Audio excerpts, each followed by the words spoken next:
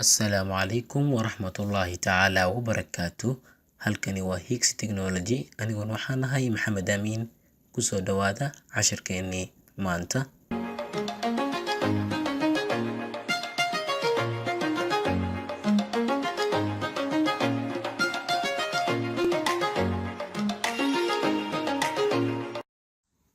Kusoo dhawaada cashirka maanta. Waxaan uga hadli doonaa waxyaabo badan oo ay ka mid yihiin sida video loo soo geliyo ama maqal iyo muuqaal midkaad rabto u soo gelin lahayd, sidaad u jarjari lahayd, iyo sidaad waxyaabo badan uga bedeli lahayd. Aan bilowno cashirkeena insha Allah. File ayaan tegaynaa. File markaad tagto waxaad leedahay import, kadib waxaad leedahay media. waxaan geyn doonaa halka inoo yaalaan cashiradeena ama muuqaaladeena halka inoo yaalaan. Waxaan soo qaadan doonaa introha ama waxaan jarjari doonaa introha ee uu leeyahay Higgs Technology. Intro of Higgs Technology ayaan soo qaadanaynaa. Click markaan ku siiyo open ayaan dhihi doonaa. Waxaa ii soo baxay introha Higgs Technology ay leedahay, wuxuuna ii kori doonaa halkaas oo hadhow aan kasoo qaadan doono. Halkaas ayuu ii tagi doonaa insha Allah. Markii aan rabo inaan timeline-kayga keeno si aan u edit gareeyo timeline, halkaas waaye. Si aan u keeno timeline-ka ama aan u jarjaro hadhow trim aan ugu sameeyo, halkii aan rabo aan ka jaro, halkii aan rabo aan ku daro ayaan waxaan sameynayaa. Halkaas intaan qabto ayaan hoos u jiidi doonaa. Markaan jiido halkaas markuu ii tago calaamadda ay soo baxda geeska ayaan geyn doonaa. Eber ayaan kasoo bilaabi doonaa sakemada. Halkaas markaan geeyo gudaha wakaas video wuxuu kala baxay video iyo cod. Video iyo cod ayuu kala baxay. Waan edit gareyn doonaa insha Allah. Mid ayaan u sharixi doonaa video iyo codka sida loo kala edit gareynayo. Markii aan u baahanahay inaan codka kaliya edit gareeyo ama codka aan wax ka bedelo, waxaan imaanayaa halkaas ayaan hoos u jiidayaa. Waxaan imaanayaa qaybta codka ayaan click ku siinayaa. Hadda labada marka hore way ii wada doornaayeen. Hadda laakiin waxaa jaalaha igu haray ama outline-ka jaalaha igu haray codka oo kaliya. Codka waxaa video looga garanayaa waxa uu leeyahay waveskaas ayuu leeyahay codka. Waxaan rabaa marka ugu horeyso inaan codka iska aamusiyo oo video kaligiis u soo muuqdo. Codka markii inaan u baahanahay inaan iska aamusiyo kaligiis video bis u soo muuqdo, waxaan taaban karaa si fudud M-taas ayaan leeyahay. M-ta click si kadib mute ayuu gali doonaa. Wixii cod ah mute ayuu gali doonaa. Waxaan ii soo bixi doono video kaliya. Video kaliya ayaa ii soo bixi doono. Wixii cod ah mute ayuu gali doonaa insha Allah. Waa kaas wax imaanaya meel meeshan gadaalaan kasoo bilaabo. Waa kaas cod kaliya ayaa socon doona. Waa cod la'aan, video bis ayaa socda.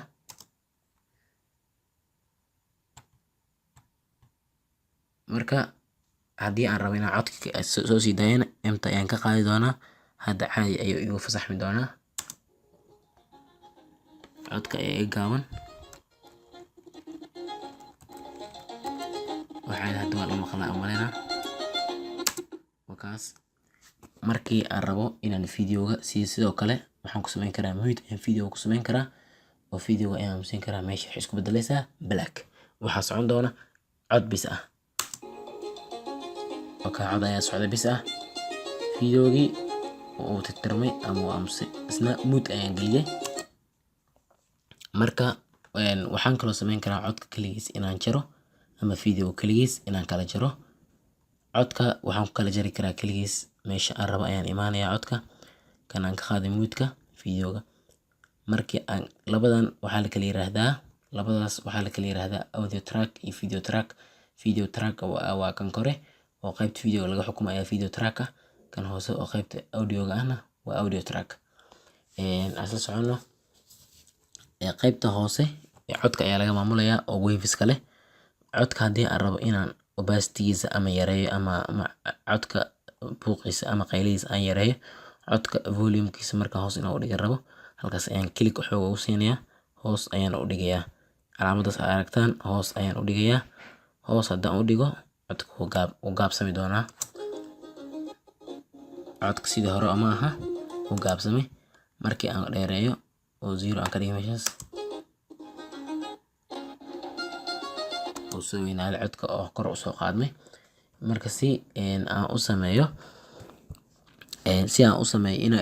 inaan trim ku sameeyo codka keligiis ayaan waxaan rabaa inaan trim ku sameeyo. Halkaas markii aan joogo codka intaas hore imaysan qancin ama intaas ayaan rabaa, intaa wixii bidixda jiro inaan iska tuuraan rabaa oo cod aan ka dhigo. Right click waxaan dhigi karaa laba si aan u samayn karaa. Right click inaan dhaho kadibna aan split dhaho, split inaan dhaho oo saas aan ku kala jaro oo laba ii noqdo.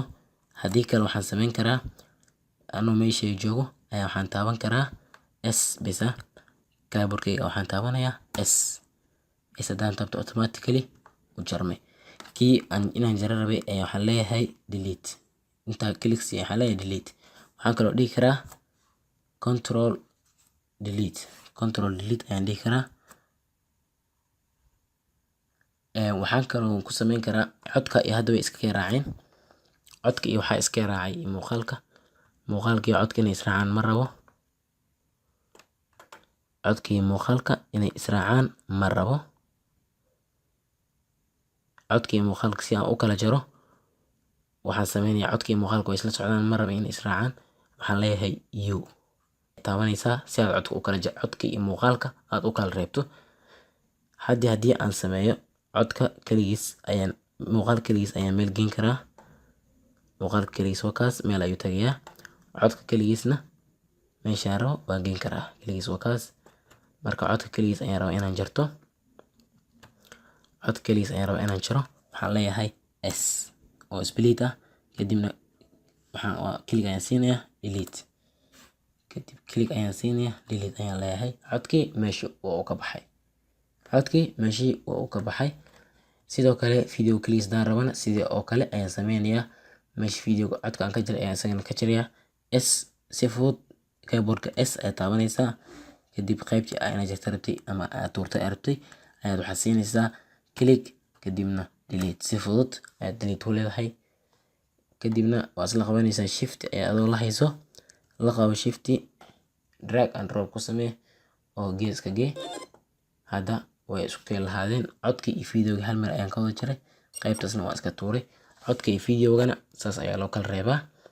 Waxaa kaloo aan baran doonaa in haddii aan u baahdo in aan jaran karo qayb ku jirta dhexda anigoo ka tagay labada dhinac ee videoga. Tusaale ahaan waxaan rabaa laga bilaabo halkaas oo hadda uu ii taagan yahay kaasarka ilaa iyo halkaas inaan jarto videoga iyo codka labadaba sida markii aan rabo meesha aan rabo aan ku siiyo.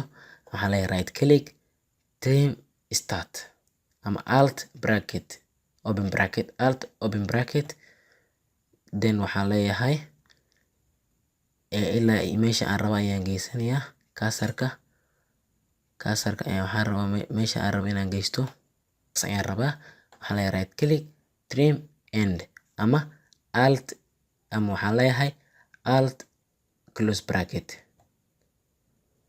Codkana sidoo kale ayaa waxaan leeyahay codka sidoo kale isagana waxaan ku samayn doonaa alt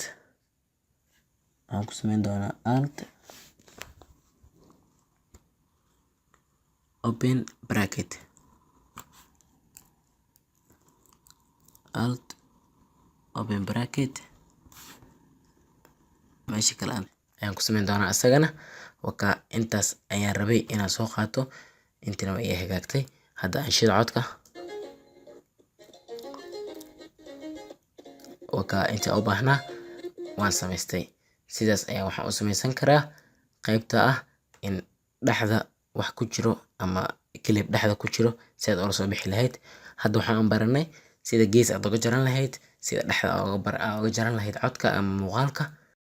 Intaas ayaanu inoogu dhan yahay cashirkeennii maanta aan qaadanay ee ahaa sida loo soo geliyo cod ama muuqaal, sida loo kala saaro cod iyo muuqaal goonigiisa flexible u ah oo aad dhinaciisa u jiidi karto, iyo sida aad muuqaal gees uga jaran lahayd ama gees kale uga jaran lahayd, iyo sidoo kale sida muuqaal dhexda ku jira aad u jaran lahayd adigoo ka tagaya dhinacyada muuqaalka waxyaabaha jira. oo aad kala soo bixaysa halihii nuxurka lahaa ama aad u baahneyd inaad ka isticmaasho. aad ayaad u mahadsantihiin la socoshada cashirkeena. wassalaamu calaykum waraxmatullaahi tacaala wabarakaatuh.